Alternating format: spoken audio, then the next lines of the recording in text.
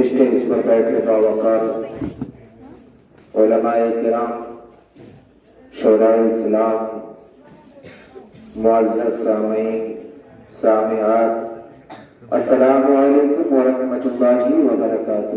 وعلیکم السلام الحمد للہ نحمده ونستعینه ونستغفره ونؤمن به ونتوکل علیہ ونعوذ باللہ من شرور انفسنا ومن سیئات اعمالنا، من یهده اللہ فلا مضل له ومن يضلل فلا هادي له، ونشهد ان لا اله الا الله وحده لا شريك له، ونشهد ان سيدنا ومولانا محمدا عبده ورسوله، اما بعد فاعوذ بالله من الشيطان الرجيم، بسم الله الرحمن الرحيم، لقد كان لكم في رسول الله أسوة حسنة، آمنت بالله صدق الله العظيم وبلغنا رسول النبي الأمين الكريم ونحن على ذلك لمن الشاهدين والشاكرين والحمد لله رب العالمين۔ یہ اللہ کا کروڑہ کروڑ احسان ہے، اس کا فضل ہے، اس کی رحمت ہے کہ اس پاک پروردگار عالم نے آج ہمیں یہ موقع نصیب عطا فرمایا کہ ہم اس کے محبوب کا ذکر کریں۔ اللہ نے جتنی بھی مخلوق پیدا کی ہے، یہ کائنات میں جتنی بھی چیزیں پیدا کی گئی ہیں، ان میں رب ذوالجلال نے ان تمام مخلوق میں انسان کو افضل کیا، اور انسان میں سب سے افضل آقائے نامدار، مدینے کے مختار، دونوں عالم کے مالک و مختار جناب محمد رسول اللہ صلی اللہ علیہ وسلم کو فرمایا ہے۔ اسی رسول کا ذکر کرنے کے لیے بیٹھے ہیں۔ آئیے اس نبی کا چرچا کرنے سے پہلے، اس نبی کا ذکر کرنے سے پہلے، اس نبی کا تذکرہ کرنے سے پہلے ساری کائنات کے مرکز عقیدت، روحی فدا جناب محمد رسول اللہ صلی اللہ علیہ وسلم کی مقدس بارگاہ میں درود و سلام کا نذرانہ پیش کرنے پڑے۔ اللہم صلی علی سیدنا نبینا مولانا محمد صلی اللہ علیہ وسلم۔ قرآن پاک ارشاد فرماتا ہے، ان اللہ و ملائکتہ یصلون علی النبی یا ایھا الذین آمنوا صلوا علیہ وسلموا تسلیما۔ اس کا مفہوم اور اس کا مطلب اور اس کا ترجمہ یہ ہے،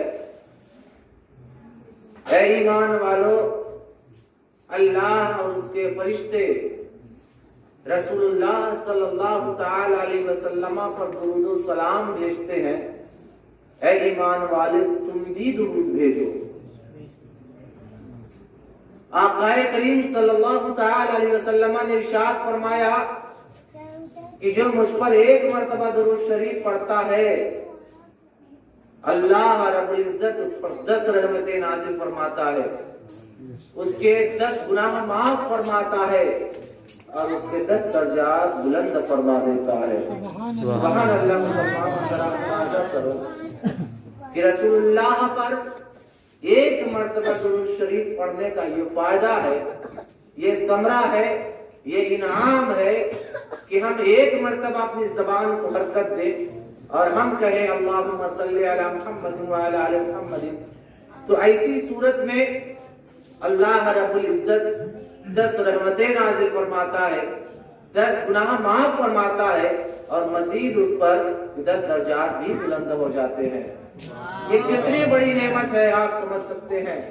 اس لیے مسلمانوں، ہمارا یہ فریضہ ہے، یہ हमारी जिम्मेदारी बनती है कि अल्लाह के हबीब सल्लल्लाहु ताला अलैहि वसल्लम पर हम कसरत से दुरूद पढ़ा करें। अब दुरूद पढ़ने के लिए ये नहीं बताया गया है कि तुम बैठ के पढ़ो, तुम खड़े होके पढ़ो, तुम लेट के पढ़ो, तुम सो के पढ़ो। जिस भी हालत में पढ़ा जाए, लफ्ज़ दुरूद को मुतलक रखा गया है।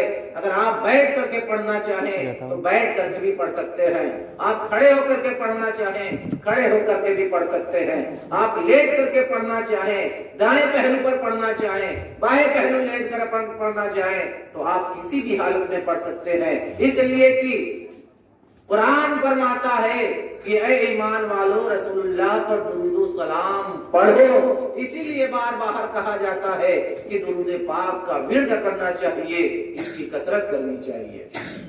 ये बहुत बड़ा इनाम है अजीजाने मिल्लत इस्लामिया। शायर ये कहता है, मोहम्मद मुस्तफा आए बहारों पर बहार आई, मोहम्मद मुस्तफा आए बहारों पर बहार आई, ज़मीन को चूमने जन्नत की खुशबू बार बार आई। सुभान अल्लाह, सुभान। ज़मीन को चूमने जन्नत की खुशबू बार बार आई। और जब मेरे आकाए करीम सल्लल्लाहु ताला अलैहि वसल्लम जिस साल अपनी माँ के शिकमे अतहर में आते हैं, उस साल आप अरब की जमीन का, अरब के माहौल का, अरब के मुआशरे का अगर जायजा ले तो आपको अंदाजा होगा कि वहां कहत साली पड़ चुकी थी, गल्ला और अनाज पैदा नहीं हुआ था, सब्जा नहीं उग रहा था, और जो बकरियों के थनों में दूध थे, जानवरों के थनों में जो दूध थे वो खुश्क हो चुके थे, काफी परेशानी का हाल था। लेकिन जब हजरत आमिना का निकाह हजरत अब्दुल्ला से होता है, और इस निकाह की एक वजह थी, मैं आपको आकाए करीम सल्लल्लाहु ताला अलैहि वसल्लम के वालिद मोहतरम, आपके दादा, आपके नाना, आपके नानी और इसी तरीके से हुजूर सल्लल्लाहु ताला अलैहि वसल्लम की जो वालिदा है उनका नाम भी मैं आपको बताता हुआ चलूं। मेरे आकाए करीम सल्लल्लाहु ताला अलैहि वसल्लम के वालिद का नाम अब्दुल्ला है। नोट कीजिए, ज़हन में महफूज कीजिए, मेरे आकाए करीम सल्लल्लाहु ताला अलैहि वसल्लम के वालिद का नाम अब्दुल्ला है, वालिदा का नाम आमिना है, दादा का नाम अब्दुल मुत्तलिब है, दादी का नाम फातिमा है, रसूलुल्लाह सल्लल्लाहु ताला अलैहि वसल्लम के नाना का नाम वहब है, रसूलुल्लाह सल्लल्लाहु ताला अलैहि वसल्लम की नानी का नाम बर्रा है। मेरे आकाए करीम सल्लल्लाहु ताला अलैहि वसल्लम के 9 चचा थे, जिनमें से हजरत अब्बास, जिनमें से हजरत हमजा मुशर्रफ इस्लाम होते हैं, और रसूलुल्लाह सल्लल्लाहु ताला अलैहि वसल्लम के कई फूफियां थी, जिनमें से हजरत हफ्सा रजी अल्लाह ताला अन्हा का नाम आता है। अबू तालिब और जो अबू लहब थे ये मुसलमान नहीं होते हैं, कुफ्र की हालत में ही इनका इंतकाल होता है। ये मेरे आकाए करीम सल्लल्लाहु ताला अलैहि वसल्लम का खानदानी नाम था, जिसको मैंने आपके सामने पेश किया। हमारा खानदान क्या है? हम लोग अंसारी बिरादरी से ताल्लुक रखते हैं। इसमें से कोई खान बिरादरी से ताल्लुक रखता होगा, इसमें से कोई मिर्जा बिरादरी से ताल्लुक रखता होगा, और दीगर बिरादरी के लोग भी मौजूद होंगे। हर एक का खानदान अलग अलग होता है। मेरे आकाए करीम सल्लल्लाहु ताला अलैहि वसल्लम खानदानी कुरैश से थे। आज मैं आपको बता देता हूँ कि कुरैश को कुरैश क्यों कहते हैं और कुरैश को कुरैश नाम रखने की वजह क्या थी, तो जरा गौर से सुनना और अपने दिल की आंखें खोल करके सुनना और अपनी आंखों को खुली रख करके सुनना। अजीजाने मिल्लत इस्लामिया, तामीरे अदब में जो दर्जे पंजुम तक पढ़ाई जाती है, मकतब में ये दाखिले निसाब है। जब तामीरे अदब पढ़ेंगे उसमें एक लफ्ज, एक चैप्टर आता है कुरैश का, उसमें ये बयान किया गया है कि कुरैश समंदर की एक मछली का नाम है। कुरैश समंदर की एक मछली का नाम है, और ये मछली ऐसी तैसी मछली नहीं है, बल्कि ये मछली काफी ताकतवर और काफी खौफनाक اور کافی لہیم شہیم ہوا کرتی. تو چونکہ مکہ کی سرزمین پر جو خاندان قریش تھا یہ کافی تعداد میں لوگ تھے, کافی طاقتور تھے, ان کی کافی بڑی خاندان تھی, اور طاقتور ہونے کی بنیاد پر جس طریقے سے سمندری طاقتور مچھلی کو قریش کہا جاتا ہے, اسی مناسبت سے اللہ کریم صلی اللہ تعالی علیہ وسلم کا جو خاندان تھا اس کو قریش کا نام دیا گیا. اور جو اس قریش کے خاندان میں مختلف خاندان نکلتے ہیں, جن میں سے ایک خاندان سب سے زیادہ مشہور ہوتا ہے جسے بنو ہاشم کہا جاتا ہے. میرے آقا کریم صلی اللہ تعالی علیہ وسلم کے جو پردادا تھے یعنی عبد المطلب کے جو والد تھے, یعنی حضرت عبداللہ کے جو دادا تھے, ان کا نام تھا ہاشم, اور ہاشم ان کا نام بعد میں پڑا ہے. دراصل میں معاملہ یہ تھا کہ مکہ کی سرزمین پر قحط سالی پڑتی ہے, مکہ کی سرزمین پر قحط سالی پڑتی ہے, سوکھا ہوتا ہے, اور لوگوں کے پاس کھانے پینے کا سامان نہیں ہے. تو ہمارے وہاں روٹیاں جو رات میں بچتی ہے, وہ روٹی صبح میں جب آپ اس کو توڑو تو کڑی ہو جائے گی کہ نہیں ہو جائے گی؟ ہو جائے گی نا. اس کو ہم کیا کہتے ہیں؟ باسی روٹی کہتے ہیں. ہم اس کو کیا کہتے ہیں؟ تازی روٹی نہیں کہتے, ہم اس کو باسی روٹی کہتے ہیں. جب قحط سالی پڑی تو جناب ہاشم نے مکہ کے لوگوں کو روٹی کا ٹکڑا توڑ کر کے, سالن تیار کرا کر کے, اور اس کے بعد انہوں نے مکہ کے لوگوں کی ضیافت کی, ان کی مہمان نوازی کی. تو چونکہ روٹی کو ٹکڑے کیا جاتا ہے, روٹی کو توڑا جاتا ہے, تو روٹی کو توڑنے والے کو ہاشم کہا جاتا ہے. تو اس کی مناسبت سے میرے آقا کریم صلی اللہ تعالی علیہ وسلم کے جو چچا تھے, میرے آقا کریم صلی اللہ تعالی علیہ وسلم کے جو پردادا تھے, ان کا نام ہاشم پڑتا ہے. انہی ہاشم کے صاحبزادے کا نام عبد المطلب ہے, اور عبد المطلب کے صاحبزادے کا نام عبداللہ ہے, اور یہی حضرت عبداللہ ہے جو حضرت عبد المطلب کے صاحبزادے ہیں, جن کی پیشانی اقدس میں رسول اللہ صلی اللہ تعالی علیہ وسلم کا نور چمک رہا تھا.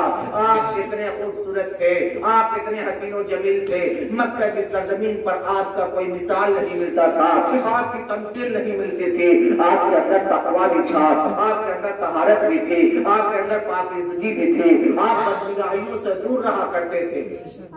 اے میرے نوجوانوں, تمہارے لیے درس عبرت ہے, تمہارے لیے نصیحت ہے, یہ ہمارے لیے سبق کا مقام ہے کہ میرے آقا کریم صلی اللہ تعالی علیہ وسلم کے جو والد محترم حضرت عبداللہ تھے, آپ نہایت ہی پاک دامن, آپ کا جو دامن تھا یہ کبھی داغدار نہیں ہوا.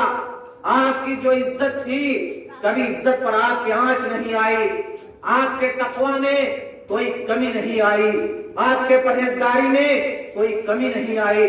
بلکہ آئیے میں شہادت کے طور پر ایک واقعہ آپ کو سنا دیتا ہوں. حضرت عبداللہ رضی اللہ تعالی عنہ کا معاملہ یہ تھا کہ جب آپ طواف کعبہ کے لیے جاتے تو مکہ کی جو عورتیں ہوتی وہ اپنے دروازوں پر کھڑی ہوتی تھی اور یہ خواہش ظاہر کرتے کہ اے عبداللہ تم ہم سے نکاح کر لو, تم ہم سے نکاح کر لو. لیکن قربان جاؤ حضرت عبداللہ کا معاملہ کہ جب وہ راستے سے گزرتے ہیں, آپ کا راستے سے گزر ہوتا ہے تو آپ اپنی نگاہوں کو نیچے رکھتے ہیں, نہ تو دائیں دیکھتے ہیں نہ تو بائیں دیکھتے ہیں, بلکہ حضرت عبداللہ کی جو نگاہ ہوتی ہے وہ منزل مقصود کی طرف ہوتی ہے, طواف کعبہ کی طرف ہوتی ہے, صفا مروہ کے چکر لگانے کی طرف ہوتی ہے. اللہ اکبر مسلمانوں, کئی عورتوں نے خواہش ظاہر کی کہ حضرت عبداللہ ان سے نکاح کر لیں, اور اس کی سب سے بڑی وجہ یہ تھی کہ آقا کریم صلی اللہ تعالی علیہ وسلم کا جو نور اقدس تھا حضرت عبداللہ کی پیشانی میں جلوہ گر تھا, اور اس نور کی برکت سے اللہ نے آپ کو نہایت ہی حسین و جمیل بنایا, نہایت ہی خوبصورت بنایا. ایک مرتبہ کا واقعہ ہے کہ جناب عبداللہ طواف کعبہ کے لیے جا رہے ہیں काबा की ज़ियारत करने के लिए जा रहे हैं। एक लड़की दरवाजे पर खड़ी है और सामने आकर कहती है, ए अब्दुल्ला, तुम्हारी पेशानी में जो मैं नूर चमकता हुआ देखती थी, वो आज नूर तुम्हारी पेशानी में नहीं नजर आ रहा है। वो नूर क्या हुआ? क्या तुमने किसी औरत से शादी कर ली? तो बताने वाले ने बताया कि हाँ जनाबे अब्दुल्लाह ने एक नहायत ही पाक दामन औरत, बनु ज़ोहरा के खानदान की एक मुकद्दस औरत, एक मुकद्दस खातून जिसका नाम आमिना है, अपनी जमाने में इफ़्फ़त व पाकदामनी में बेमिसाल बेमिसाल, जिसकी नज़ीर नहीं मिलती, जिसकी मिसाल नहीं मिलती, जिसका शजरा नसब भी आला है, जिसका खानदान भी आला है, जिसका हसब व नसब भी आला है, जिसके तक़वे और परहेज़गारी के लोग मिसालें दिया करती है, जिसकी सखावत और जिसकी तरबियत इस अंदाज से की है कि किसी ने कभी भी पूरी जिंदगी उंगली तक नहीं उठाई है, उस मुकद्दस खातून से जनाबे अब्दुल्लाह ने निकाह कर लिया है और उनसे शबे ज़ुफ़ाफ़ फरमाई है। और वो नूर मुस्तफ़ी जो हजरत अब्दुल्लाह की पेशानी में चमक रहा था, वो नूर हजरत आमिना के शिकम अतहर में तशरीफ लाता है। और उसके बाद वो खातून कहती है कि अब्दुल्ला, मैं ये चाहती थी कि मेरा निकाह तुमसे हो और वो नूर मुझे मुंतकिल हो जाए, लेकिन जिसके नसीब में था उसको उसका हिस्सा मिल गया। जिसके नसीब में था यानी हजरत आमिना रज़ियल्लाहु ताला अन्हा को ये शर्फ हासिल था कि वो हुजूर सल्लल्लाहु ताला अलैहि वसल्लम की वालिदा बने, उनकी अम्मी जान बने। अल्लाहु अकबर मुसलमानों, आओ मैं बताता हूँ आपको, आओ मैं तुम्हें सुनाता हूँ कि हजरत अब्दुल्लाह का निकाह हजरत आमिना से हुआ कैसे, निकाह का तरीका क्या था और किस अंदाज में निकाह होता है। हजरत अब्दुल्लाह जंगल में शिकार के लिए जाते हैं। मुल्क शाम के कुछ यहूदी आते हैं और बाज अलामतों की बुनियाद पर उन लोगों ने समझ लिया था कि ये जो नौजवान है जिसका नाम अब्दुल्लाह है, अब्दुल मुत्तलिब का शहजादा है, यही नबी आखिरुज़्ज़मा का वालिद है, इसे कत्ल कर दिया जाए।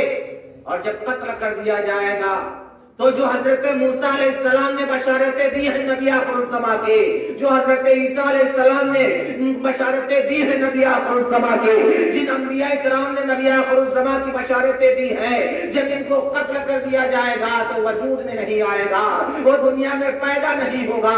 जब दुनिया में न पैदा होगा तो दीने ईसवी भी मनसूख नहीं होगा, दीने मूसवी भी मनसूख नहीं होगा, तमाम अदियान मनसूख नहीं होंगे, इस्लाम का बोलबाला नहीं हो पाएगा। अल्लाहु अकबर मुसलमानों, जरा अंदाजा लगाओ, ये नीयत से, कत्ल के इरादे से जब वो आते हैं और आने के बाद आपको कत्ल का इरादा करते हैं, गैब से कुछ घुड़सवार, गैब से कुछ सफेद पोश लिबास वाले हाजिर होते हैं और उसके बाद उन्हें बाहर भगा देते हैं। उसी जंगल में हजरत आमिना के अब्बा जान, जिनका नाम था वहब, वो भी तशरीफ लाते हैं और जंगल के शिकार में मशगूल है। अचानक आपने ये सारा मामला देखा। हजरत वहब खुद कहते हैं कि जब मैंने ये देखा तो जनाबे अब्दुल्लाह की मोहब्बत मेरे दिल में बैठ जाती है। और आप फरमाते हैं आपकी इस करामत और बुजुर्गी की वजह से मैंने ये अहद कर लिया कि मैं अपनी बेटी को, जिस नौजवान की तलाश कर रहा था, मैं अपनी बेटी के निकाह के लिए जिस नौजवान को ढूंढ रहा था, ये अब्दुल्लाह से बेहतर कोई नहीं मिल सकता। उसके बाद वह अपने घर आते हैं और आने के बाद अपनी बीवी बर्रा से कहते हैं, ए मेरी बीवी, जंगल में मैं गया था, शिकार के लिए गया था, मैंने एक नौजवान को देखा जिसका नाम अब्दुल्लाह है। यहूदी उसे कत्ल करने के लिए आए थे, लेकिन गैब से कुछ सवार नमूदार होते उन्हें मार भगाते हैं। ए मेरी बीवी, उससे बेहतर रिश्ता नहीं हो सकता, उससे अच्छा नौजवान हमारी बेटी के लिए नहीं मिल सकता। उसके बाद उन्होंने अपने साथियों में से भी इसका जिक्र किया, चर्चा किया और उसके बाद ये बात अब्दुल मुत्तलिब तक पहुंचती है। जब हजरत अब्दुल मुत्तलिब तक पहुंचती है तो जनाबे अब्दुल मुत्तलिब ने रसूलुल्लाह का अक़द कबूल कर लिया और उसके बाद एक वक्त मुतय्यन होता है, हजरत आमिना और हजरत अब्दुल्लाह का निकाह हो जाता है। अपने वालिदे मोहतरम के घर से जनाब आमिना रसूलुल्लाह सल्लल्लाहु ताला अलैहि वसल्लम के वालिद मोहतरम हजरत अब्दुल्लाह के घर तशरीफ लाती है और फिर उसके बाद वो नूर मोहम्मदी भी हजरत आमिना के शिकम अतहर में जलवा कर होता है। और अभी 2 महीने शादी के हुए थे, निकाह के 2 महीने हुए थे कि जनाब अब्दुल्लाह खजूरों को लेने के लिए या तो मदीना गए हुए थे या सफर के लिए आप मुल्क शाम गए हुए थे। रास्ते में जब लौटते हैं तो दारे नावेगा जो मदीना में एक जगह का नाम है, दारे नावेगा में बनु हाशिम की ससुराल यानी हजरत अब्दुल्लाह का ननिहाल था, वहीं पर कयाम करते हैं। आपको शिद्दत का बुखार होता है, सख्त किस्म का बुखार होता है और उसके बाद आप वहीं पर ठहर जाते हैं। 1 महीना वहां पर कयाम करते हैं। 1 महीना कयाम करने के बाद आपका वहीं पर इंतकाल हो जाता है। और जब आपका वहां पर इंतकाल हो जाता है, इधर से जनाब अब्दुल मुत्तलिब ने अपने एक बेटे हारिस को हाल खरीद के लिए भेजते हैं। उधर हजरत अब्दुल्लाह का इंतकाल हो चुका है और उसके बाद आपको दारे नाबका में ही दफन कर दिया जाता है। अल्लाह अकबर। मुसलमानों जरा अंदाजा लगाओ, मेरे आकाए करीम सल्लल्लाहु ताला अलैहि वसल्लम अपनी वालिदा के शिकम अतहर में है। अभी 2 महीने ही हुए हैं, अमल के 2 महीने हुए हैं जब मेरे आका के वालिद मोहतरम का इंतकाल होता है, जनाब अब्दुल्लाह का इंतकाल होता है। फरिश्तों ने कहा, ए परवरदिगार आलम, तेरा महबूब पैदा होने से पहले ही यतीम हो गया, अब इसका हामी और नासिर कौन है, अब इसका मददगार कौन है? मेरा परवरदिगार आलम इरशाद फरमाता है, ए मेरे फरिश्तों तुम गवाह है ना, मैं इसका हामी हूँ, मैं इसका नासिर हूँ। उसके बाद मुसलमानों आओ जरा आगे का वाक़या समाप्त करो। हजरत आमिना फरमाती है कि मुझे तो खबर ही नहीं चली, मुझे पता ही नहीं चला, मुझे मालूम ही नहीं पड़ा कि मैं हमल से हो चुकी हूं। इसलिए कि हमल से होने में ना तो मुझे कोई गिरानी महसूस हुई, हमल से होने में ना मुझे कोई तकलीफ महसूस हुई, हमल से होने में ना मैंने कोई परेशानी और नहीं कोई दिक्कत झेली, मुझे पता ही नहीं चला। हाँ इतना जरूर है कि जो माहवारी आती है, जो एमसी आती है, जो औरतों को मखसूस खून आता है महीने में, वो खून आना बंद हो गया। एक बात याद रखिएगा, अगर किसी औरत को माहवारी आना बंद हो जाए जवानी के आलम में, सिन्ने अयास से पहले, बलूग के बाद, सिन्ने अयास औरतों की जो उम्र गिनाई गई है वो 55 साल की है। 55 साल की उलमा ने बयान किया है कि सिन्ने अयास है, उस उम्र में हैज आना बंद हो जाता है, माहवारी यानी बंद हो जाती है। किसी को उससे ऊपर भी चली जाती है, किसी को उससे पहले भी कम हो जाती है, लेकिन अक्सर बेशतर ऐसा ही होता है कि सिन्ने अयास का उलमा ने जो उम्र बयान की है वो 55 साल की है। अजीजाने मिल्लत इस्लामिया, तो हजरत आमिना फरमाती है कि मेरा हैज जो था, मेरी जो माहवारी थी वो बंद हो जाती है और मुझे कोई गिरानी और तकलीफ महसूस नहीं होती है। सिर्फ इतना ही हुआ कि मेरी माहवारी बंद होगी। और जब मेरे शहजादे जनाब मोहम्मद मेरे शिकम में तशरीफ लाए तो अब फरिश्तों की मुबारकबादियां आ रही है। कोई आकर के कह रहा है, ए आमिना तेरे शिकम अतहर में जनाब मोहम्मद रसूलुल्लाह तशरीफ लाए हैं। ए आमिना तेरे शिकम में खातिमुल अंबिया आए हुए हैं। ए आमिना तेरे शिकम में वो ज़ाते बाबरकात आई है जिसका ज़मीनी नाम मोहम्मद है और उसका आसमानी नाम अहमद है। इस तरीके से 9 महीने तक आपको बशारत मिलती है। उसके बाद जब वक्त विलादत हुआ होता है, वक्त वलादत के वक्त हजरत आमिना फरमाती है कि मैंने देखा कि कुछ औरतें मेरे घर के सहन में आती है और आने के बाद मुझे तसल्ली देती है। तारीख में ये मरकूम है, सीरत की किताबों में ये मिलता है। अज़ीज़ाने मिल्लत इस्लामिया, 12 रबीउल अव्वल का दिन था, 12 रबीउल अव्वल था, दोशंबा का दिन था, सुबह सादिक का वक्त था, आदम की पेशानी का नूर, नूह इब्राहिम के दिल का सुरूर, इस्माइल की रहते हाशिम अब्दुल्लाह के घराने की शान जनाबे मोहम्मद रसूलुल्लाह जिस खानदाने बेटी पर तशरीफ लाए। शायर कहता है कि जिस सुहानी घड़ी चमका तैबा का चाँद, जिस सुहानी घड़ी चमका तैबा का चाँद, उस दिल अफरोज़ साथ पे लाख सलाम। शायर कहता है जहाँ तारीख تھا, ظلمت کا ڈر تھا, سب کا کالا تھا, وہی پردہ سے کیا نکلا کہ گھر گھر میں اجالا تھا. اللہ اکبر مسلمان ہو, میرے آقا کریم صلی اللہ تعالی علیہ وسلم جب پیدا ہوتے ہیں, میرے آقا کی ولادت باسعادت ہوتی ہے. حضرت آمنہ فرماتی ہے کہ میرے بیٹے کی جب پیدائش ہوتی ہے تو میں نے دیکھا کہ مجھ سے ایک نور نکلتا ہے, جس نور کی روشنی میں نے شام کے محلات کو بھی دیکھ لیا, اور بصرہ کے میدان میں, بصرہ کے صحرا میں جو اونٹ چل رہے تھے ان کی گردنوں میں جو پٹے اور قلادے تھے, میں نے اپنے گھر سے ان کے قلادے اور ان کے پٹوں کو دیکھ لیا. حضرت آمنہ فرماتی ہے کہ مجھ سے ایک نور نکلتا ہے, جس نور کی روشنی میں پورا گھر جگمگا جاتا ہے.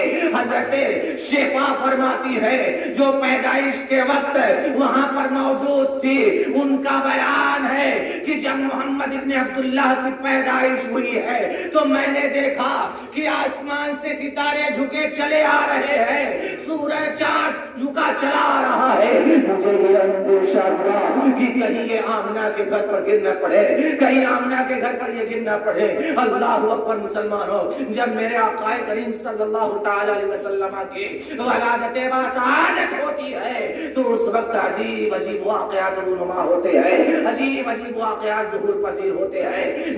اور مسلمانوں, کیسر و کسرا کے جو ایوانوں میں زلزلے پڑے, اور اس کے بعد فارس میں جو 1000 سال سے آتش قدر چل رہا تھا, جس کی مجوسی عبادت کیا کرتے تھے, میرے آقا کی ولادت کی برکت سے وہ جو مجوسی جس سے آپ کی عبادت کرتے تھے ہزاروں سال سے چل رہی تھی, وہ اچانک بجھ جاتی ہے. بحر ساوا جو جہاں جس کے کنارے بتوں کی پوجا کی جاتی تھی, جس کے کنارے بلیاں چڑھایا کی جاتی تھی انسانوں کی, وہ بند ہو گیا اور وہ خشک ہو گیا. اور بحر سماوا جو اس کا پانی خشک ہو چکا تھا, میرے آقا کریم صلی اللہ علیہ وسلم کے ولادت باسعادت کی برکت سے وہ جاری ساری ہو جاتا ہے. اللہ اکبر مسلمانوں, حضرت آمنہ نے جو یہ فرمایا کہ مجھ سے ایک نور نکلتا ہے, اس نور کی روشنی میں نے شام اور بصرہ کے محلات کو دیکھ لیا, اور بصرہ کے میدان میں جو اونٹ چل رہے تھے ان کی گردنوں میں جو قلادے تھے, جو پٹے تھے, ان کو بھی میں نے دیکھ لیا. تو یہ اشارہ تھا کہ میرے آقا کریم صلی اللہ تعالی علیہ وسلم کی ولادت باسعادت کے بعد ملک شام بھی فتح کیا جائے گا, ملک بصرہ بھی فتح کیا جائے گا.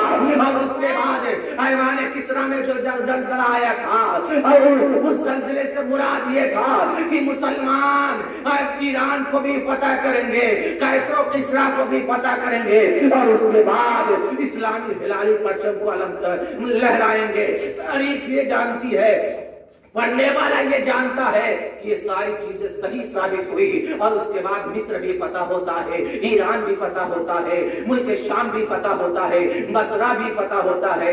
یہ ساری چیزیں میرے آقا کریم صلی اللہ تعالی علیہ وسلم کے ولادت سے پہلے ہی, وہ آپ کی ولادت کے وقت ہی ظاہر کر دیا گیا تھا.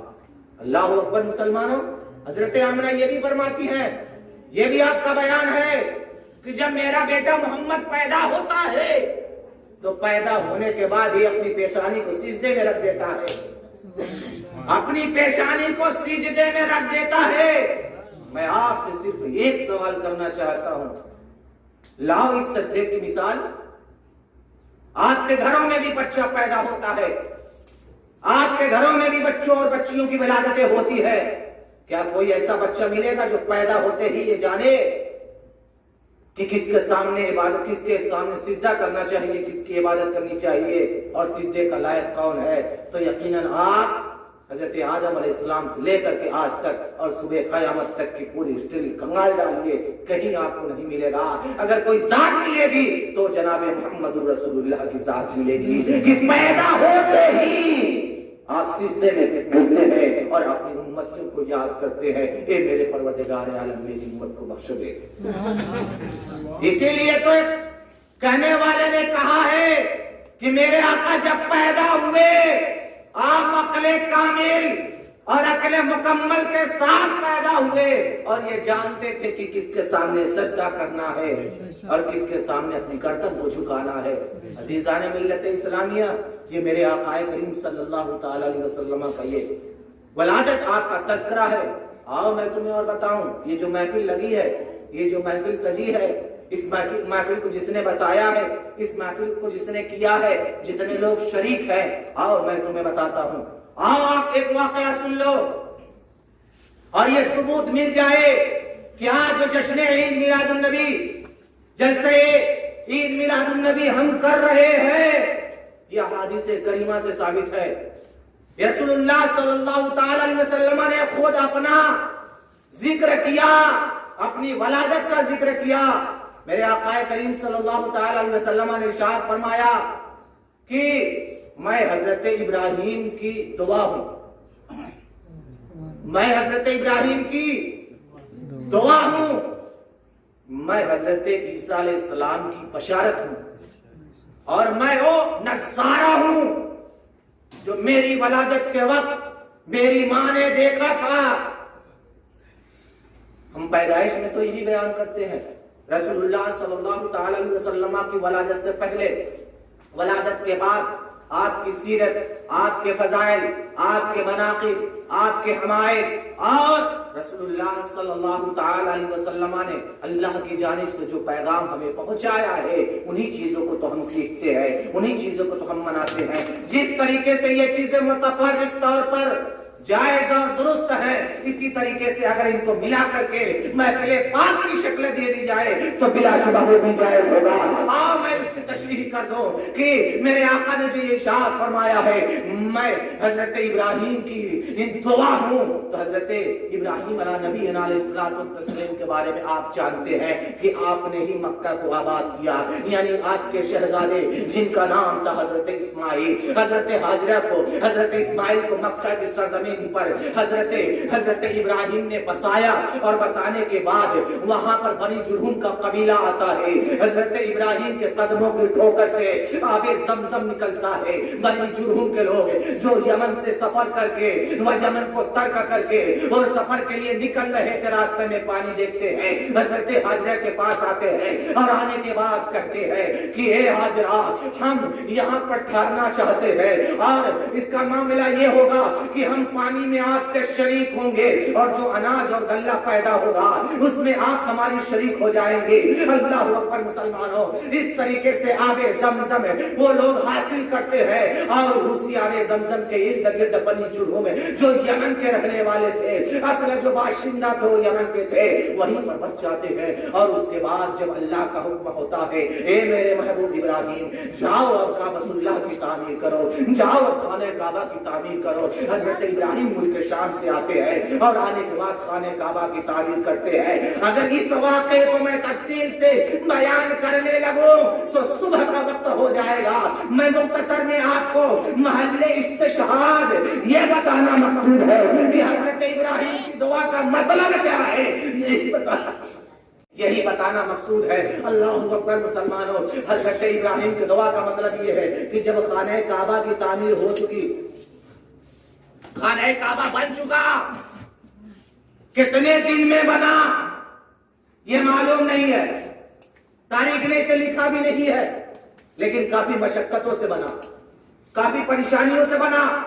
پتھروں کو پہاڑیوں سے تراش کر کے لے کر کے آنے کے بعد چلچلاتی دھوپ پہ تپتی ہوئی زمین پر گارا اور مٹی تیار کر کے خانہ کعبہ کی پہلی بنیاد رکھی گئی. اور اس کے بعد جب خانہ کعبہ کی تعمیر ہو جاتی ہے، حضرت ابراہیم علیہ السلام دعا کرتے ہیں. حفاظ کرام کی توجہ کا طالب، اللہ قرآن میں ارشاد فرماتا ہے ربنا وابعث فیہم رسولا منہم یتلو علیہم آیاتک ویعلمہم الکتاب ویزکیہم انک انت العزیز الحکیم. یہ آیت کریمہ قرآن کی ہے جس میں حضرت ابراہیم کو اس دعا کو بیان کیا گیا ہے جس کو حضرت ابراہیم نے خانہ کعبہ کی تعمیر کے بعد بیان کیا تھا. ربنا وابعث فیہم رسولا، اے میرے پروردگار عالم، جس रसूल की बशारत हजरत आदम ने दी, ए मेरे परवरदिगार आलम, जिस रसूल की बशारत हजरत शीश ने दी, जिस रसूल की बशारत हजरत नूह ने दी, जिस रसूल की बशारत हजरत यूनुस ने दी, जिस रसूल की बशारत हजरत मूसा ने दी, जिस रसूल की बशारत हजरत सुलेमान ने दी, जिस रसूल की बशारत हजरत याकूब ने दी, जिस रसूल की बशारत हजरत लूत ने दी, जिस रसूल की बशारत हजरत सालेह ने दी, जिस रसूल की बशारत हजरत दाऊद ने दी, जिस रसूल की बशारत नबियों ने अपने अपने जमाने में देते रहे। ए मेरे परवरदिगार आलम, उस नबी का इंतजार करते करते आंखें बंद हो गई है, उस नबी का इंतजार करते आंखें बूढ़ी हो गई है।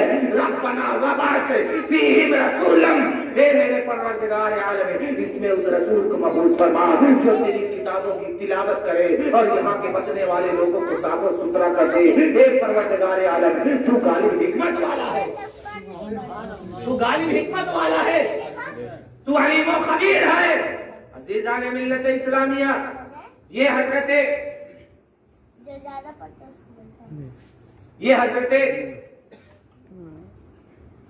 इब्राहिम अला नबी अलैहिस्सलात व तस्लीम की दुआ थी। और बशारत ईसा हजरत ईसा अलैहिस्सलाम अपने साथियों के साथ बैठे हुए 12 हैं जिनको हवारीन कहा जाता था। हजरत ईसा अलैहिस्सलाम के हवारीन को कहा जाता था, 12 तादाद में थे। उनके दरमियान बैठते हैं और बैठने के बाद कहते हैं कि ये लोगों, मैं उस रसूल की बशारत देता हूं, वह मुबश्शिरन बिरसूल याती मिन बाद इस्मुहु अहमद। अब तक जिन नबियों ने रसूल के आने की बशारत दी है, खुशखबरी सुनाई है, दुआएं की है, मैं उसका नाम भी बता देता हूँ। वह मुबश्शिरन बिरसूल इस्मुहु, वो मैं उस रसूल की बशारत देता हूँ जिसका नाम अहमद है। उस रसूल के आने का, उस रसूल के आने की बरकतें होंगी। अल्लाह अकबर। मुसलमानों, जब हजरत ईसाई अपने साथियों के साथ कहते हैं, उनके सामने ये बयान करते हैं, तो साथी कहते हैं, साथी का ये कहना है कि आप भी उनका तस्करा कर रहे हैं, आप भी उनका चर्चा कर रहे हैं, आप भी उनको बयान कर रहे हैं। अगर आप किसी को मुतक़िद हैं, आप किसी को मानते हैं, तो आप जिसको मानते हैं अगर वो किसी और का तस्करा करे तो आपको ताज्जुब होगा। आप उससे सवाल करेंगे, पूछेंगे, हजरत आप भी उनका तस्करा कर रहे हैं, बड़े ताज्जुब की बात है, आप तो हमारे सब कुछ है, हम आपको सबसे ज्यादा जानते हैं। तो हजरत ईसा अलैहिस्सलाम से जब उनके हाजिर ने कहा कि आप भी उनकी बशारतें सुनाते हैं, तो हजरत ईसा अलैहिस्सलाम ने जवाब दिया कि सुनो, इब्ने मरियम को अगर उनका जमाना मिल जाए और उनके नाले में पाक का तिस्मा बांधने का अगर मौका मिल जाए, तो ये इब्ने मरियम यानी हजरत ईसा अलैहिस्सलाम के खुशकिस्मती होगी और उनका नसीब होगा। ये मेरे आका की वलादत है, ये मेरे आका की विलादत का तस्करा है।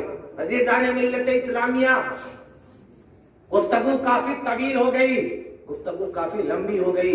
मैं जरा अपने मौजू को इसी गुफ्तगू के साथ एक जोड़ भी देता हूं। मेरे आका की विलादत से पहले अरब का माहौल जरा देखो। औरतों को सताया जाता था, औरतों को जुए में हार जाते थे, और अगर कोई औरत बेवा हो जाती तो उस औरत को मकान में साल भर तक बंद कर देते थे, और बंद करने के बाद जब वो बाहर निकलती थी साल भर के बाद, तो लोग अपने हाथों से मेंगनियां उसके ऊपर मारते थे और कहते थे ये मनहूस औरत है। अगर कोई औरत, उसका शौहर मर जाता था, उसको जिंदा आग में डाल दिया जाता था, शक्ति और चिता पर उसे जला दिया जाता था।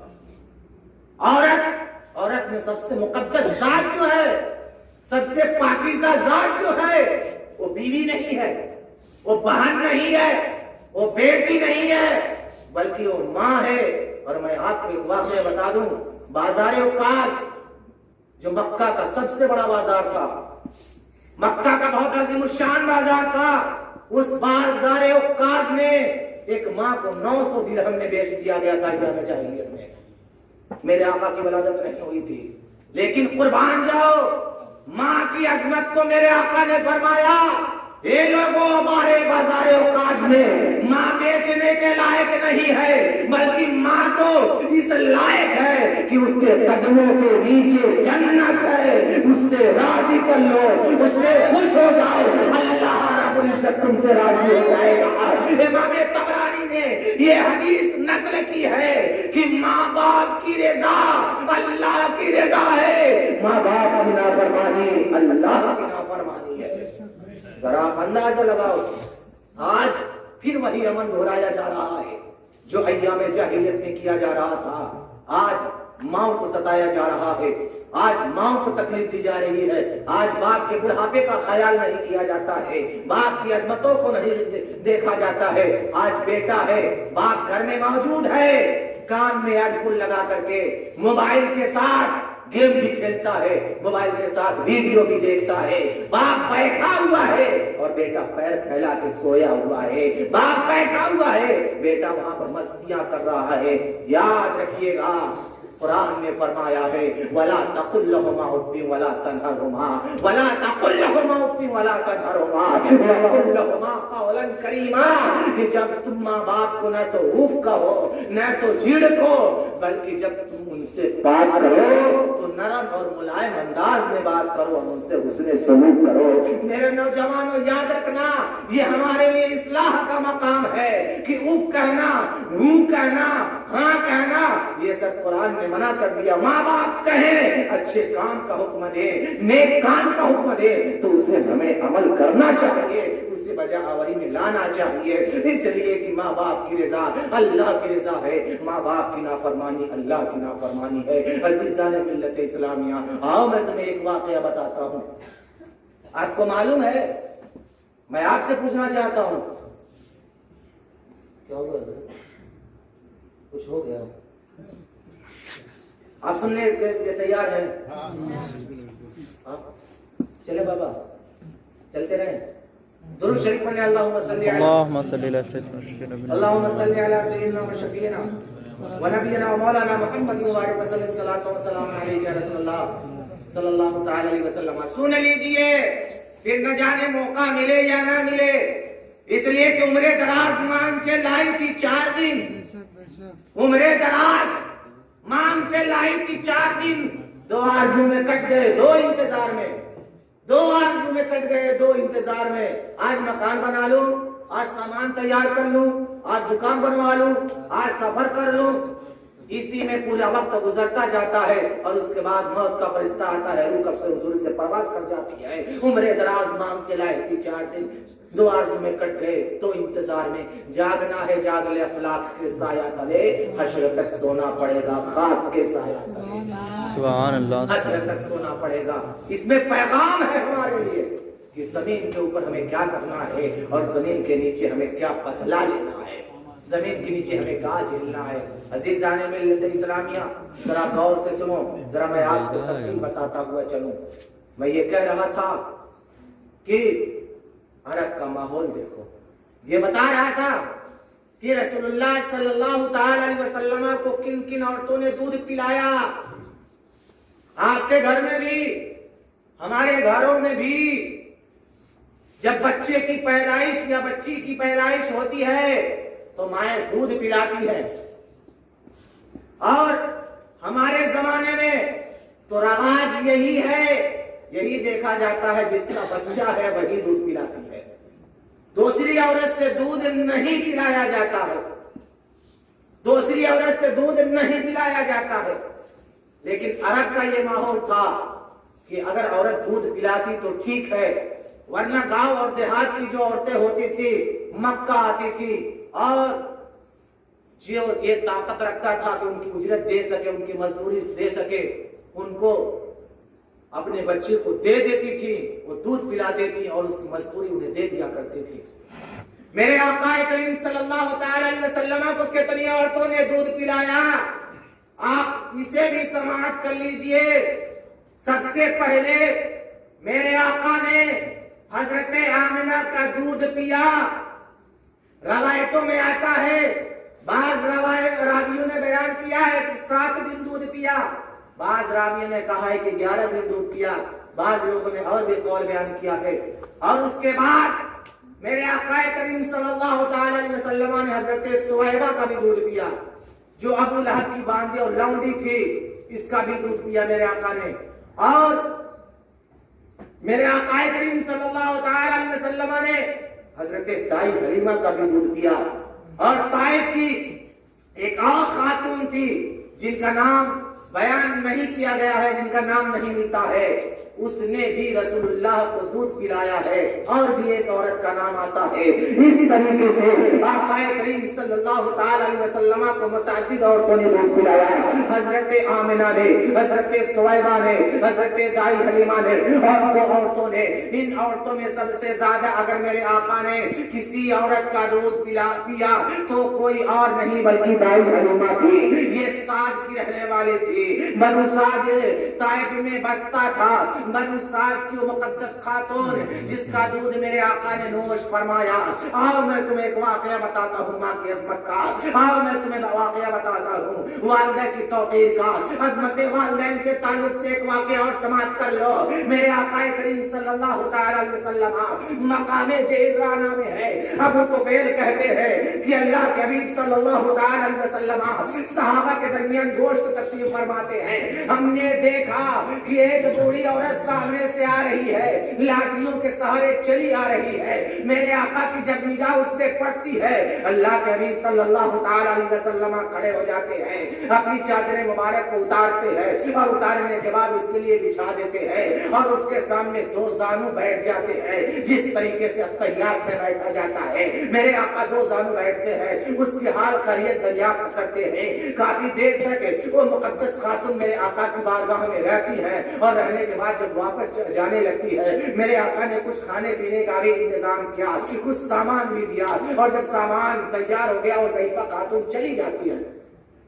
اور جب چلی جاتی ہے، پوچھنے والے نے پوچھا بتاؤ یہ جو خاتون آئی تھی یہ خاتون کون تھی جن کے لیے رسول اللہ کھڑے ہو جاتے اپنی چادر مبارک ان کے لیے بچھا دیتے ہیں؟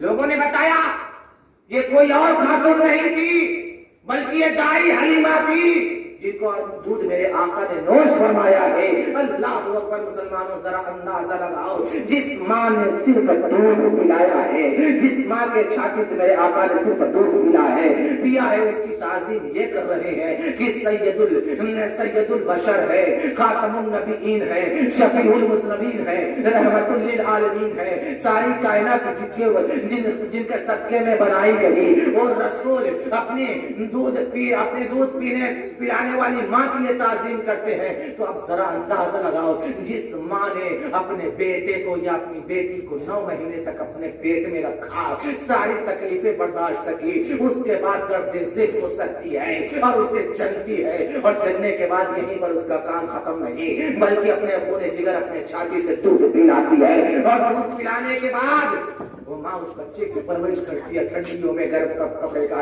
انتظام کرتی ہے، گرمیوں میں ٹھنڈے کپڑے کا انتظام کرتی ہے، گیلے بستر پہ سو جاتی ہے، لیکن اپنے بیٹے کو اپنے سینے پہ سلاتی ہے۔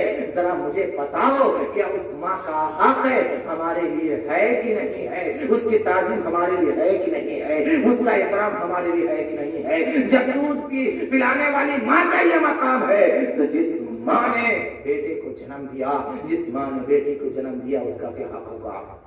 اس لیے کہا گیا ہے ماں کے قدموں کے نیچے جنت ہے، ان کی رضا حاصل کر لو، اور باپ جنت کے دروازوں میں سے بیچ کا دروازہ ہے، اس کی رضا رب کی رضا ہے، اس کی خوشنودی رب کی خوشنودی ہے۔ اور عزیزان ملت اسلامیہ، آؤ عرب کا ماحول بھی دیکھو، عرب میں عریانیت تھی، عرب میں فحاشی تھی، عرب میں طوائف الملوکی تھی، اور عرب میں کون سا ایسا ناپاک کام نہیں تھا جو نہیں کیا جاتا تھا۔ اس کو جاہلیت کا ایام، جاہلیت کے ایام، یہ ایام جاہلیت کیوں کہا جاتا ہے یہ بھی سن لیجئے۔ اس زمانے بھی اچھے لوگ تھے، اس زمانے میں بھی کتابیں موجود تھی، اس زمانے میں موحد لوگ موجود تھے، لیکن چونکہ برائیاں اچھائیوں پر غالب آ گئی تھی، برائیاں اچھائیوں کو دبا دی تھی، برائیوں کا اتنا شور و غلغلہ ہو گیا تھا جس کی وجہ سے اس زمانے کو ایام جاہلیت کہا جاتا ہے۔ حضرت عیسیٰ علیہ السلام کو آسمان دنیا پر اٹھا لے جانے کے بعد میرے آقا کی ولادت سے پہلے تک، میرے آقا کے اعلان نبوت سے پہلے تک جو زمانہ گزرا ہے اس زمانے کو ایام جاہلیت کہا جاتا ہے۔ اس زمانے کا یہ ماحول تھا کہ عرب کے لوگ عریانیت کا شکار تھے، فحاشی کا شکار تھے، में औरतों के साथ ज्यादतियां की जा रही थी, बे पर्दगी का माहौल था। अल्लाह अकबर मुसलमानों, आओ मैं आपको बताता हुआ चलूं, मेरे आका करीम सल्लल्लाहु ताला अलैहि वसल्लम ने औरतों को क्या इज्जत दी है, मेरे आका ने पर्दे का कितना एहतमाम फरमाया है, मेरे आका ने किस तरीके से पैगाम दिया है कि ये औरतों तुम मुरानियत की चीजें नहीं हो, तुम बेपर्दगी की चीजें नहीं हो, ये औरतों तुम्हारा इज्जत और तुम्हारे मकाम और मर्तबा बहुत बुलंद है। और रवायतों की रोशनी में सुनते हुए चलिए, मेरे आका करीम सल्लल्लाहु ताला अलैहि वसल्लम एक रोज मस्जिद नबी शरीफ में तशरीफ फरमा है। अल्लाह के हबीब सल्लल्लाहु ताला अलैहि वसल्लम इरशाद फरमाते हैं, ए मेरे सहाबा ये बताओ औरतों के लिए सबसे बेहतर चीज क्या है, ए मेरे सहाबा ये बताओ औरतों के लिए सबसे अच्छी चीज क्या है।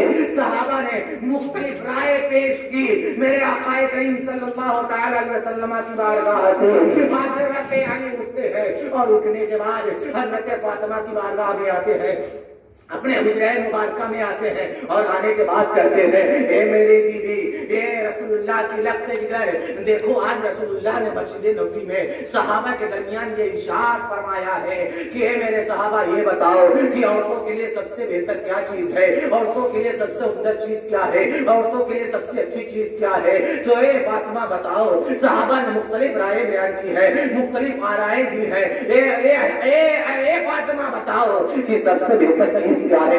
कसम खुदा की मुसलमानों कुर्बान हो जाना, मेरी मुकद्दस माँ और मेरी मुकद्दस बहनों, अपने कान को सुन लगाकर सुनना और इस पे अमल करने की कोशिश करना कि जश्न ईद मिलाद नबी का यही पैगाम है, मिलाद मुस्तफा का यही पैगाम है कि बुराइयों का खात्मा हो जाए, अच्छाइयों का बोलबाला हो जाए, बुराइयों को सफाई हस्ती से मिटाया जाए, अच्छाइयों की तरफ माइल हुआ जाए, गुनाहों से दूर होया जाए और अल्लाह की रज़ा और उसकी खुशनुदी की तरफ दौड़ा जाए और जन्नत की आरज़ू की जाए, जहन्नम से पनाह मांगी जाए, इबादतें की जाए, नमाज पढ़ी जाए। अल्लाह अकबर मुसलमानों, हजरत फातिमा ज़हरा रज़ियल्लाहु ताला अन्हा ने जैसे हमने सुना कि हजरत अली फरमाते हैं कि ये औरतों के लिए क्या उम्दा चीज है, क्या बेहतर चीज है। अल्लाह अकबर मुसलमानों, हजरत फातिमा फरमाती है कि ये मेरे शावर सुनो, औरतों के लिए सबसे बेहतर चीज ये है कि औरत को कोई नामहरीम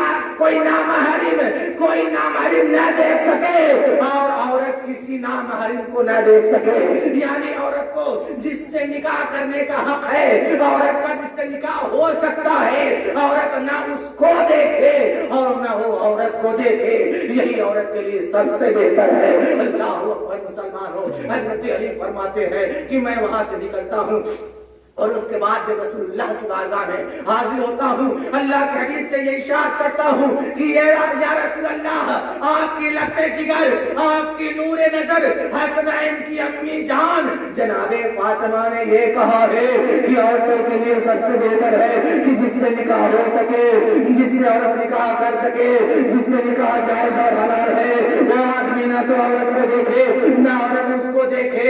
अल्लाह अकबर मुसलमानों, मेरे आका जैसे ही ये सुनते हैं आपका चेहरा खिल जाता है, आप खुश हो जाते हैं और आप इरशाद फरमाते हैं, मेरी फातिमा मेरे दिल का टुकड़ा है, मेरी फातिमा मेरे दिल का टुकड़ा है। यानी रसूलुल्लाह हजरत फातिमा के इस जवाब से खुश हो जाते हैं। जरा मुसलमानों अंदाजा लगाओ कि आज हमारे घर की औरतों का ये हक है कि आज की हमारी औरतें इस पर अमल करती है कि कोई नामहरम उसे न देखे, कोई नामहरम को न देखे। नहीं, ऐसा नहीं होता है। कोई बाहर का आदमी आता है, धमधमाना घुसता चला जाता है, कोई बाहर का आदमी आता है बगैर पूछे बगैर आवाज लगाए हाथ लगाए घर में चला जाता है और नौजवान औरतों के सामने अपने उन औरतों के सामने जिससे निकाह हो सकता है उसके सामने बैठ करके गुफ्तगू कर रहा है। मुसलमानों बताओ, हवाले जान ले रहा है कि नहीं? ये जहन्नम में जाने वाला अजाब है या नहीं? ये जहन्नम में ले जाने वाला गुनाह है या नहीं? इस पर हमें सोचना चाहिए कि जो सैयदतो निसाइल आलमीन है, जो तमाम दुनिया की औरतों की सरदार है, जो खातूने जन्नत है, जिसकी पर्दगी का ये आलम है, जिसके हिजाब का ये आलम है, जिस ये शर्म हया का ये आलम है कि वो ये कहती है कि कोई नामहरम उसे ना देखे और कोई वो नामहरम को ना देखे। इस बात को समझ लेना चाहिए आज हमारे घर की औरतों को, तभी हमारे घर का आज माहौल बदलेगा, तभी आज हमारे घर में मुहज्जब लड़के पैदा होंगे, तभी आज हमारे घरों में मुहज्जब लड़कियां पैदा होंगी, तभी हमारा मुआशरा तब्दील होगा। जब हम नियत खुलूस से पहले किया करते थे, मैं तुम्हें बताऊं हजरत कुतुबुद्दीन बख्तियार काकी रहमतुल्लाह ताला अलैह का आपकी वालिदा निहायत ही नेक है, आपकी वालिदा निहायत ही पाकबाज है। हजरत कुतुबुद्दीन बख्तियार काकी जब अपने उस्ताद के पास तिलावत कलामुल्लाह की इब्तिदा के लिए जाते हैं, मकतब में दाखिल होते हैं, हाफिज साहब ने कहा जरा पढ़ो बेटा बिस्मिल्लाहिर्रहमानिर्रहीम। हजरत कुतुबुद्दीन बख्तियार काकी रहमतुल्लाह ताला अलैह बिस्मिल्लाह पढ़ते हैं, अल्हम्दुलिल्लाह पढ़ते हैं, पहला पारा, दूसरा पारा, तीसरा पारा, चौथा पारा, पांचवा पारा, उसके बाद आप 15 पारा मुकम्मल पढ़ जाते हैं और उसके बाद जब 16वां पारे का नंबर आता है तो हाफिज साहब ने कहा बेटा अब इसके आगे पढ़ो। तो कुतुबुद्दीन बख्तियार काकी कहते हैं कि हुजूर अब आप पढ़ाइए, आगे मैं नहीं पढ़ सकता। तो उन्होंने कहा कि तुमने ये 15 पारे कहां से याद कर लिए? कुतुबुद्दीन बख्तियार काकी ने कहा कि सुनो, मैं जब अपनी माँ के शिकम में था, जब मैं अपनी माँ के पेट में था तो मेरी माँ की ये आदत थी कि हमेशा बावजू रहा करती थी, अपनी छाती से मुझे दूध पिलाती थी तो बावजू होकर दूध पिलाया करती थी और मेरी वालिदा का ये मामूल था कि हमेशा कलामुल्लाह की तिलावत करती थी। मैं अपनी माँ के शिकम में उन 15 पारों को याद कर लिया जिसको मेरी माँ तिलावत किया करती थी। अल्लाह अकबर। मुसलमानों जरा अंदाजा लगाओ, आज भी अगर माँ इस चीज को समझ ले कि जब उनके पेट में हमल होता है और वो बावजू रहे और बावजू अपने बच्चों को दूध पिलाए और नमाज की इबादतें करे और 5 वक्त नमाजी बन जाए, कुरान की तिलावत करे, कसम खुदा की मैं ये कहता हूँ कि उन्हें अल्ट्रासाउंड कराने की जरूरत नहीं है, उन्हें सीटी स्कैन कराने की जरूरत नहीं है, उन्हें हॉस्पिटलों का चक्कर काटने की जरूरत नहीं है। कुरान की ही ऐसी बरकत होगी, मजहब की ही ऐसी बरकत होगी कि वो बच्चा उसके पेट में हलचल नहीं करेगा, उसे तकलीफ नहीं देगा और वो बच्चा जब पैदा होगा तो उस मुकद्दस खातून को कोई तकलीफ भी नहीं होगी। हमारा अकीदा अज़ीज़ाने मिल्लत इस्लामिया।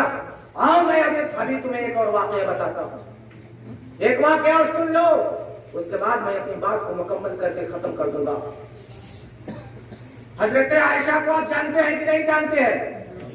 जानते हैं ना? कौन है? कौन है जरा बताएं, हजरत आयशा कौन है? रसूलुल्लाह सल्लल्लाहु तआला अलैहि वसल्लम की बीवी, बेटी किसकी है? हजरत अबू बकर सिद्दीक की। हजरत हफ्सा को जानते हो? हजरत हफ्सा कौन है? रसूलुल्लाह की बीवी है। इनके वालिद का नाम क्या था? जनाब उमर बिन खत्ताब फारूक आजम रजी अल्लाह तआला अन्हु। ये दोनों रसूलुल्लाह के साथ कमरे में बैठी हैं। एक नाबीना सहाबी जिनका नाम इब्ने मक्तूम, अब्दुल्ला इब्ने मक्तूम, आंखों से नाबीना है। जब वो हुजरे की तरफ, कमरे की तरफ तशरीफ लाते हैं तो मेरे आका करीम सल्लल्लाहु अलैहि वसल्लम ने इरशाद फरमाया, ए आयशा हफ्सा पर्दा इख्तियार करो, अब्दुल्ला इब्ने मक्तूम आ रहे हैं, अब्दुल्ला इब्ने मक्तूम आ रहे हैं। हजरत आयशा ने कहा, या रसूल अल्लाह, अब्दुल्ला इब्ने मक्तूम तो हमें देख नहीं सकते, अब्दुल्ला इब्ने मक्तूम को तो नजर ही नहीं आता, वो तो नाबीना है।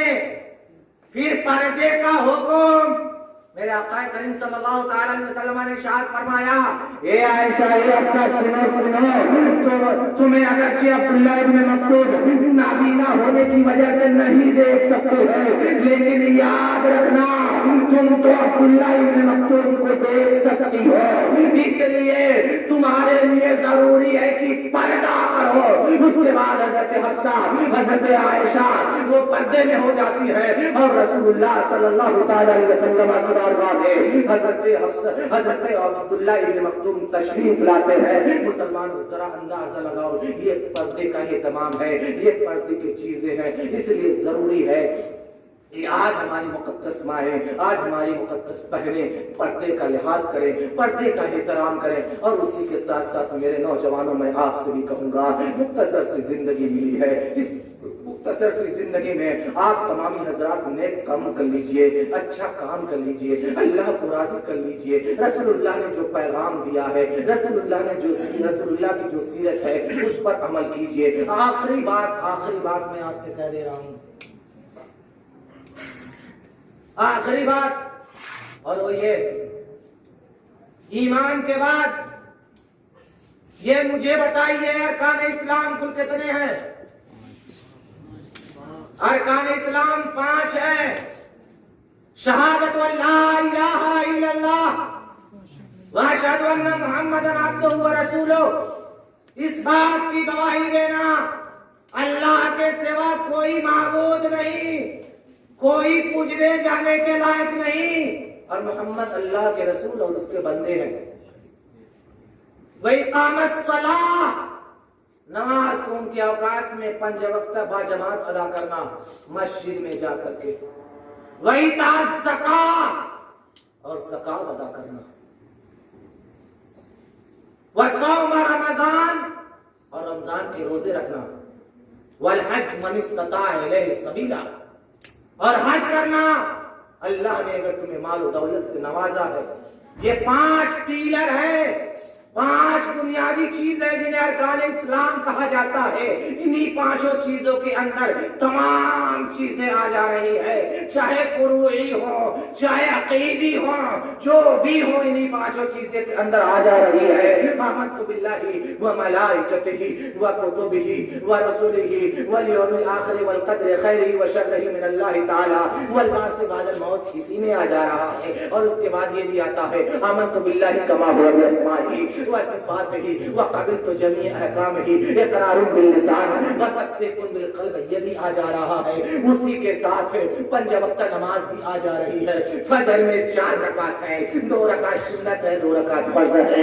ظہر میں 12 رکعت ہے، 4 رکعت سنت ہے، 4 رکعت فرض ہے، 2 رکعت سنت ہے، 2 رکعت نفل ہے.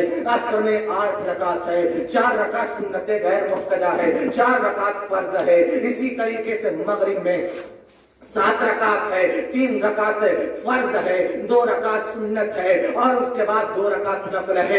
عشاء میں 17 رکعت ہے، 4 رکعت سنت غیر مؤکدہ ہے، اس کے بعد 4 رکعت فرض ہے، اس کے بعد 2 رکعت سنت ہے، اس کے بعد 2 رکعت نفل ہے، اس کے بعد 3 رکعت وتر واجب ہے، اس کے بعد 2 رکعت نفل ہے. اس طریقے سے ملا کر کے کل نمازوں کی جو رکعت ہے وہ 48 ہے. اس طریقے سے واجبات اور فرائض و واجبات ملا کر کے کل رکعت 20 ہے. اور اس کے بعد سنتوں کی جو تعداد ہے وہ 12 ہے. اس کے بعد سنت غیر مؤکدہ کی جو تعداد ہے وہ 8 ہے. اور اس کے بعد جو بچتی ہے وہ نفل نمازیں ہیں، اسی میں آ جا رہی ہے. رمضان کا 1 مہینے کا روزہ ہے، اور اسی میں مسلمان اسی کے ساتھ ساتھ اگر اللہ نے مال دیا ہے تو اس کی زکات نکالی ہے، کھیت دیا ہے، اس کا اناج اور غلہ پیدا ہو رہا ہے تو اس کا عشر نکالنا ہے. اب یہ عشر چاہے تو آپ 10واں نکالیں یا 20واں نکالیں، اس کی مختلف صورتیں ہیں، اس کو بھی بتا دیا گیا ہے. اس کے بعد اگر اللہ نے طاقت دی ہے، مال دیا ہے، نوازا ہے، تو پھر آپ کو حج بھی کرنا ہے. مسلمانوں یہ 5 چیزیں ہیں جس کو کرنے کا حکم دیا ہے. ایمان کے بعد جو سب سے زیادہ اہم چیز ہے وہ ہم ہے نماز. وہ چیز کیا ہے؟ سب سے اہم جو چیز ہے وہ نماز. اول پرشش نماز ہو. سب سے پہلے قیامت کے دن جو چیز پوچھی جائے گی ایمان کے بعد وہ نماز ہے. سب سے پہلی چیز جو پوچھی جائے گی وہ نماز ہے.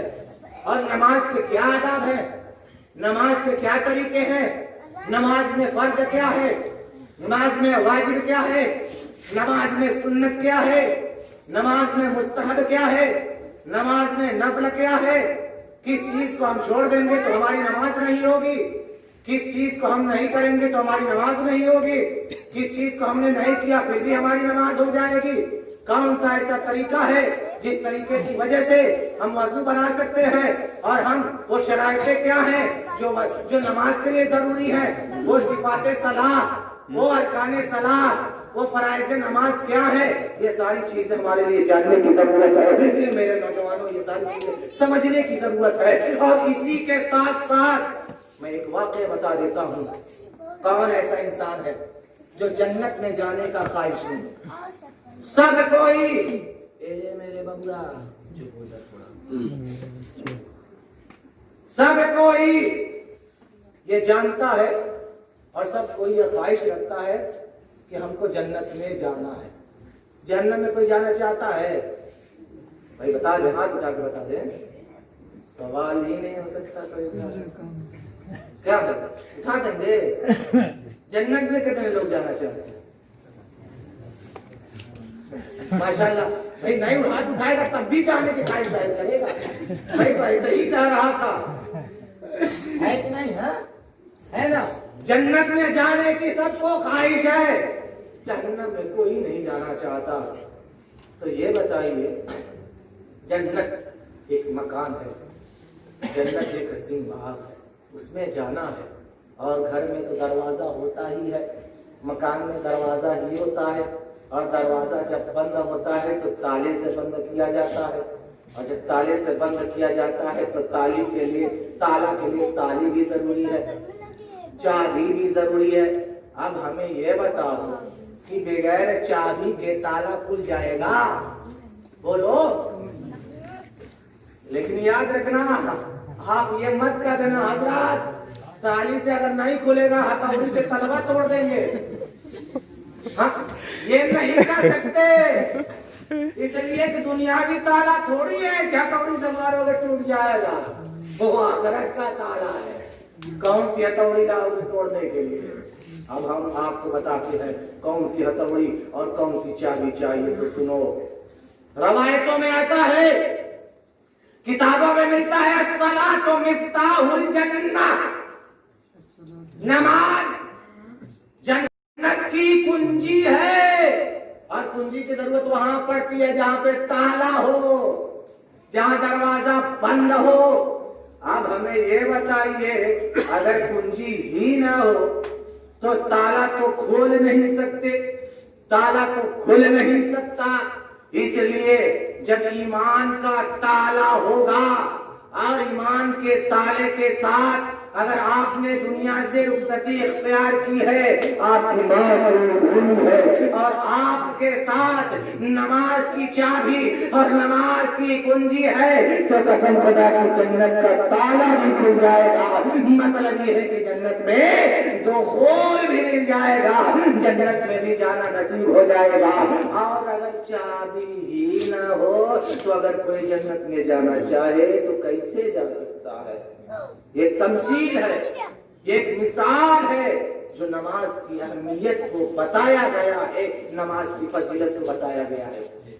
अच्छा, हमको एक और बात बताइए, अगर ताली ही सही हो, चाबी ही सही हो, उसके सारे दंडाने ठीक हो, लेकिन अगर ताला खराब होता कितना घुमाओगे? खुलेगा? कौन सा तेल लगाओगे? हाँ, खुलेगा? हाँ? नहीं ना खुलेगा. जब ताली सही है, ताला गड़बड़ है, तब भी दरवाजा नहीं खुल सकता. और इसी तरीके से ताला सही है, ताली सही नहीं है, चाबी सही नहीं है, कुंजी सही नहीं है, तब भी ताला नहीं खुल सकता. पता ये चला कि दरवाजा खुलने के लिए जरूरी है कि ताला भी सही हो, ताली भी सही हो, ताले में भी कोई खराबी ना हो, ताले में भी कोई खराबी ना हो, ताला भी अच्छा हो, ताली भी अच्छी हो, तब तो जाके दरवाजा खुल जाएगा. अगर कोई एक खराब होगा न तो ताला खुलेगा न तो दरवाजा खुलेगा. कसम खुदा की मुसलमान है, मिला शुदा इसी तरीके से ईमान जरूरी है और ईमान के साथ साथ नमाज जरूरी है, नमाज के साथ साथ रोजा जरूरी है, रोजे के साथ साथ अल्लाह ने मालो दौलत दिया है तो ज़कात जरूरी है, अल्लाह ने मालो दौलत से नवाजा है, इस्तेताअत है, हज जरूरी है, हुकूकुल्लाह को अदा करना है, हुकूकुल इबाद को अदा करना है.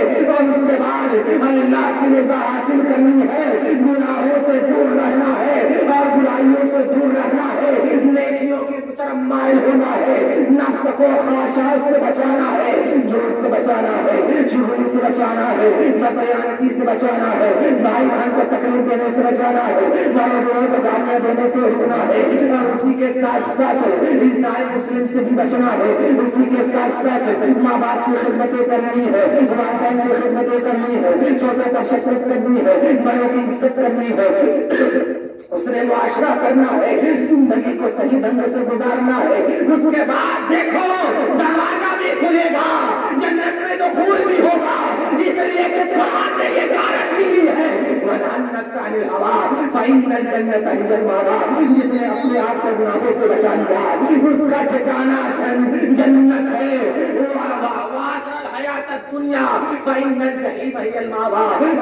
जिसने आखिरत की जिंदगी पर दुनियावी जिंदगी को तरजीह दी तो उसका ठिकाना जहीम है, यानी उसका ठिकाना दोज़ख है, उसका ठिकाना जहन्नम है। अज़ीज़ान मिल्लत इस्लामिया, आज इस महफिल मिलाद का यही पैगाम है कि तालीमात मुस्तफ़ा को आम करना है, मकासिद मिलाद मुस्तफ़ा को आम करना है और अपने आप को गुनाहों से, नापाकियों से, गंदगियों से अपने आप को दूर रखना है, अच्छाइयों की तरफ माइल रहना है और अच्छाइयों की तरफ पढ़ना है। अल्लाह की बारगाह में दुआ है, इस महफिल पाक को जिसने सजाया है, इस महफिल पाक को जिसने बसाया है, इस महफिल पाक को जिसने लोगों को दावतें दी है, इस महफिल पाक में जितने लोग बैठे हैं सबकी खिदमत और कुर्बानी को अपनी बारगाह में कबूल फरमाए और हम सबको उसने खात्मा, उसने अकीदा और अपना मोतियों पर वफादार बनाए। अल्लाह की बारगाह में दुआ है कि हम सब की नेक जायज तमन्ना और मुरादों को कबूल फरमाए।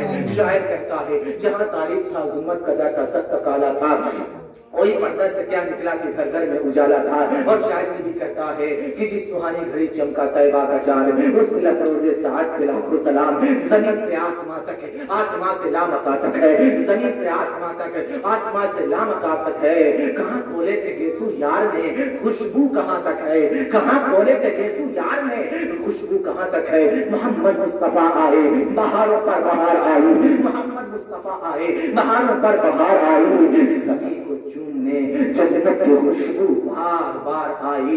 और शायर ये भी कहता है कि चौचा के सरजमीन का एक अजीम सैयद ये कहता है, आपका तशरीफ लाना वक्त भी कितना सुहाना, जगमगा उठा जमाना, उरे गाती थी ये तराना, या नबी सलाम अलैक, या रसूल सलाम अलैक, या हबीब सलाम अलैक। और मेरे आका जब गुज़वे तबूक से लौट रहे थे तो मदीना की बच्चियों ने आमदे रसूल पर, रसूलुल्लाह की आमद पर ये शेर गुनगुनाया था, तलअल बद्रु अलैना, तलअल बद्रु अलैना मिन सनियातिल वलाई वजब शुक्र अलैना, मा दआ लिल्लाहि दाई, मा दआ लिल्लाहि दाई।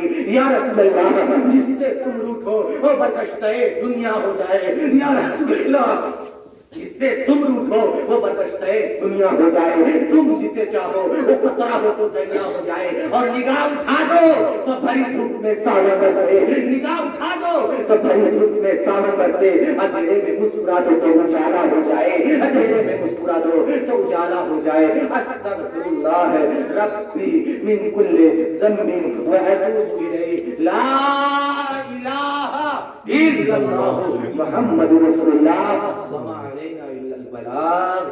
अस्सलामु अलैकुम व रहमतुल्लाहि व बरकातुहू।